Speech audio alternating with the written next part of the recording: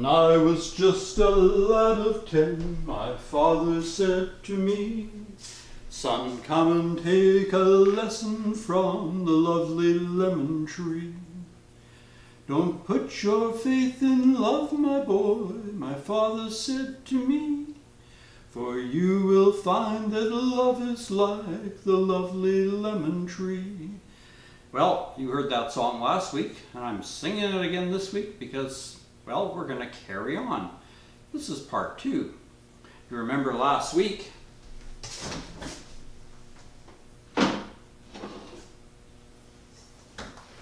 I taught you how to make a substitute pie shell. Instead of using graham cracker crumbs, we used vanilla wafers. Or sorry, no, we did not. We used lemon wafers. You can buy those wafer cookies in different flavors. If you're going to make a strawberry pie, use strawberry wafers. If you're going to make a chocolate mousse pie, use chocolate wafers. You get the theme. Cherry, use cherry wafers. We're making lemon, so I used lemon wafers. So there's our pie. If you haven't seen that video, I suggest you go back, and the recipe is there and tells you how to do it. Well, today we're going to make the filling. And this is just a super easy lemon pie filling. I'll move the camera over, you can have a closer view. All right, so what are we going to need to make this filling? Well, you want 1 packet of Jell-O lemon, regular Jell-O lemon, and 1 packet of lemon pudding, Jell-O lemon pudding. Easy recipe. Open the box of Jell-O. I like that they make this little perforated thing here for you to get into it, but you almost have to be Charles Atlas in order to open the box. But open your packet of Jell-O mix and put it in your bowl. That can go for recycling. And then take your packet of pudding mix. Yeah, they don't want to open. We'll just pull it this way here.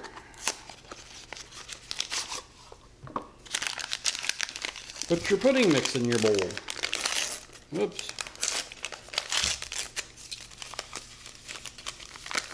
That's right, we're mixing Jell-O and pudding together. 2 very different desserts, but they make for a wonderful pie filling. Now you want to whisk those together really well. Oh, the lemon smells delicious. Lemon tree very pretty, and the lemon flower is sweet, but the fruit of the poor lemon is impossible to eat. Okay, once you've got them mixed together, you're going to want to add 1 cup of boiling water. So I'm going to go over and see if I can convince Mabel to sing a song for us.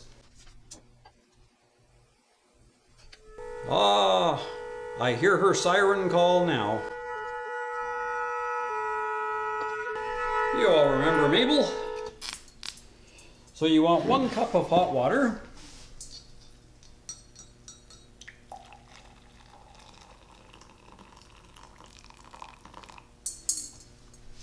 Thank you, Mabel.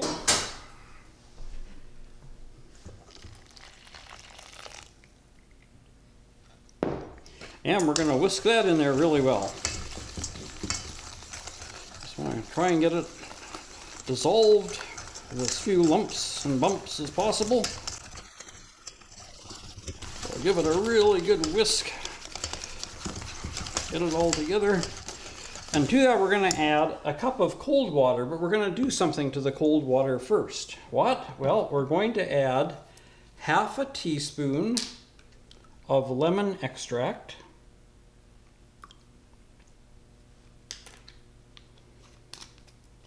And this one, you're going to go, what? We're going to add, I got a brand new bottle here, I gotta get the seal off. 1/4 teaspoon of mint extract. And you're saying, what? Well, believe it or not, mint enhances the flavor of other fruits.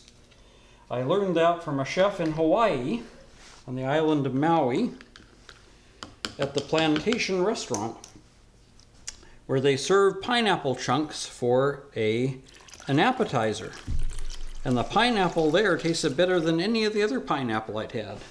And when I asked him the secret, he told me mint. Add mint extract. Okay, once we've got the cold water added, we really have to whisk that together well. So just make sure it's well mixed and smooth. Now, if you really want the color to pop, you could also add a teeny bit of yellow food coloring, but I think it's yellow enough as it is without going overboard. All right, once you've got that really well mixed together, bring over your pie shell. Oops. And just pour it in.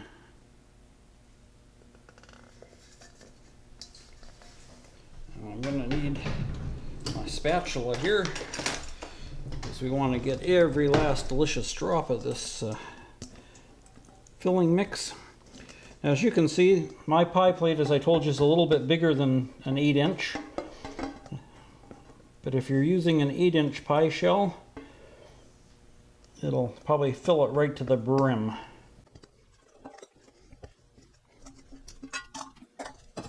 And there we have it. Nice lemon pie. We're going to put that in the fridge. It has to set for a minimum of 2 hours in the refrigerator. If you can leave it longer, that's great. Once it's set up, we'll get it out and we'll decorate it. We'll be back then. Lemon tree very pretty and the lemon flower is sweet, but the fruit of the poor lemon is impossible to eat. Well, our pie is set, and now we're going to make it look more presentable. So I'll move the camera over and we'll get to it. All right, our pie has set up. You can see a nice yellow color. Now, if you wanted to, you could whip up some meringue and put on the top and pop it in the oven to finish it off. Or you could just do a ring of whipping cream around the outside edge and one in the middle. I'm going to do something a little different. I'm going to use some of those vanilla wafers that we used to make the crust, and we're going to put them around. That kind of defines your pieces too. So if you want to go 8 pieces, well, you could just use 8 wafers. And then in between those, we'll put a little slice of lemon.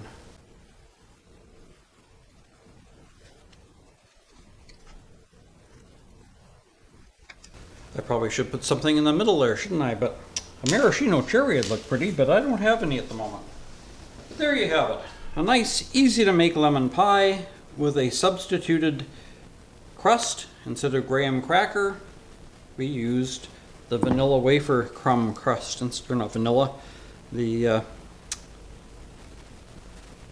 lemon wafer crust instead. Nice easy dessert. Nice little swirl of whipped cream there. If you had a can of whipped cream, that'd be a nice way to finish it off.